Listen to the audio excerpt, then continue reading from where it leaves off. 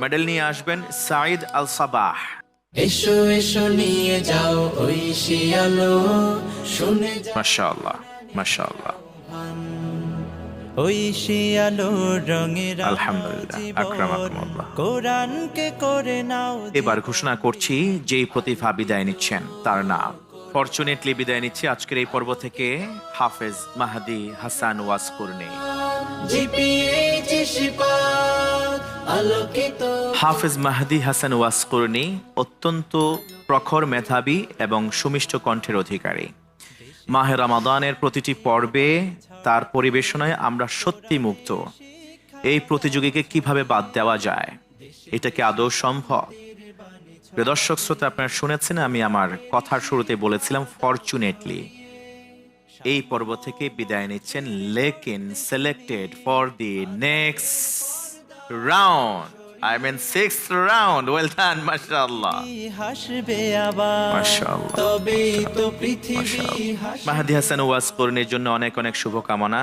Okay, go to your safe zone. Unfortunately বিদায় নিতে হবে আমাদের খুদে প্রতিভা সালমান ফারিসিকে।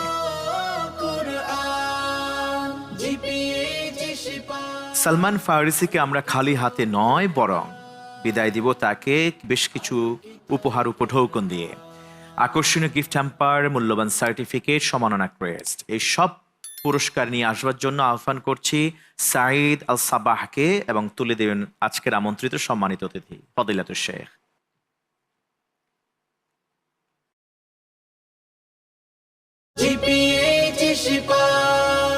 আলোকিত কোরআন, আলোকিত কোরআন। দেখছিলেন জাতীয় হিফজুল কোরআন প্রতিযোগিতা জিপিএইচ ইস্পাত নিবেদিত আলোকিত কোরআন 2026 এর বর্ণিল আয়োজন। অনুষ্ঠানের title sponsor GPH Ispat, powered by RFL pipe and fittings, co sponsors Teletalk, smart synthetic colour paste মেহেদি, নতুন ধরা ও আল আরাফা ইসলামী ব্যাংক পিএলসি। সার্বিক ব্যবস্থাপনায় আরটিভি ও কিউএস মাল্টিমিডিয়া।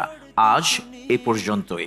ইনশাআল্লাহ তাআলা ফিরে আসবো আগামীকাল একই সময় আপনাদের প্রিয় চ্যানেল আরটিভির পর্দায়। থাকবে লাম গ্রুপের 4 সেরা প্রতিভা, যাদের সুমিষ্ট কণ্ঠে শুনবো তেলাওয়াত। আর দেখতে আপনারা ভুলবেন না এই রাউন্ড থেকে কে বিদায় নিচ্ছে আর কারা কোয়ালিফাই করছে পরবর্তী রাউন্ডের জন্য। ততক্ষণ পর্যন্ত থাকুন প্রিয় চ্যানেল আরটিভির সাথে।